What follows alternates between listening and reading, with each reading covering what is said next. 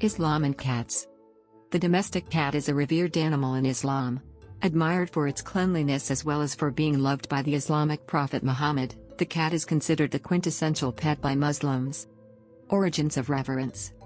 Cats have been venerated in the Near East since antiquity, a tradition adopted by Islam, albeit in a much modified form. According to many hadiths, Muhammad prohibited the persecution and killing of cats. One of Muhammad's companions was known as Abu Huraira, literally, father of the kitten, for his attachment to cats. Abu Huraira claimed that he had heard Muhammad declare that a woman went to hell for starving a female kitten and not providing her with any water. According to legend, Abu Huraira's cat saved Muhammad from a snake. In gratitude, Muhammad stroked the cat's back and forehead, thus blessing all cats with the writing reflex. History.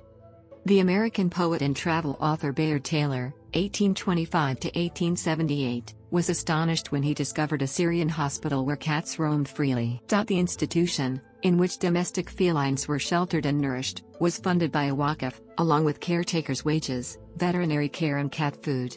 Edward William Lane, 1801 to 1876, a British Orientalist who resided in Cairo, described a cat garden originally endowed by the 13th-century Egyptian Sultan Baybars, whose European contemporaries held a very different attitude towards cats, eating them or killing them under papal decrees. Wilfred Desiker, in his book The Marsh Arabs, notes that cats were allowed free entry to community buildings in villages in the Mesopotamian marshes, and even fed, though dogs and other animals were driven out. Aside from protecting granaries and food stores from pests, cats were valued by the paper-based Arab Islamic cultures for preying on mice that destroyed books. For that reason, cats are often depicted in paintings alongside Islamic scholars and bibliophiles.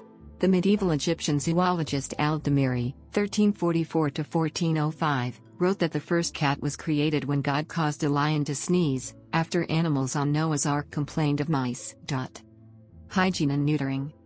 In Islamic tradition, cats are admired for their cleanliness. They are thought to be ritually clean, unlike dogs, and are thus allowed to enter homes and even mosques, including Masjid al-Haram. Food sampled by cats is considered halal in the sense that their consumption of the food does not make it impermissible for Muslims to eat, and water from which cats have drunk is permitted for wudu. Furthermore, there is a widespread belief among Muslims that cats seek out people who are praying. Muslim scholars are divided on the issue of neutering animals. Most, however, maintain that neutering cats is allowed if there is some benefit in neutering the cat and if that will not cause its death. Muhammad ibn al-Amin, a 20th-century Saudi Arabian Sunni imam, preached. A UK-based pet food company, Halal Pet Products Limited, produces what they claim to be a completely halal cat food, which they named Mu'izza Pure. The company justifies their development of the product by asserting that, while there are no laws in Islam prohibiting animals from eating haram foods, Muslims are forbidden to handle or feed haram foods, such as pork and carrion, to animals. Mu'izza. According to Islamic tradition, Mu'izza, or Mu'izza, Arabic, was Muhammad's favorite cat. Muhammad awoke one day to the sounds of the adhan.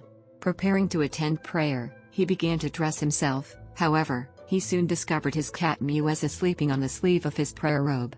Rather than wake her, he used a pair of scissors to cut the sleeve off, leaving the cat undisturbed. Another story is, upon returning from the mosque, Muhammad received a bow from Mu'izza. He then smiled and gently stroked his beloved cat 3 times.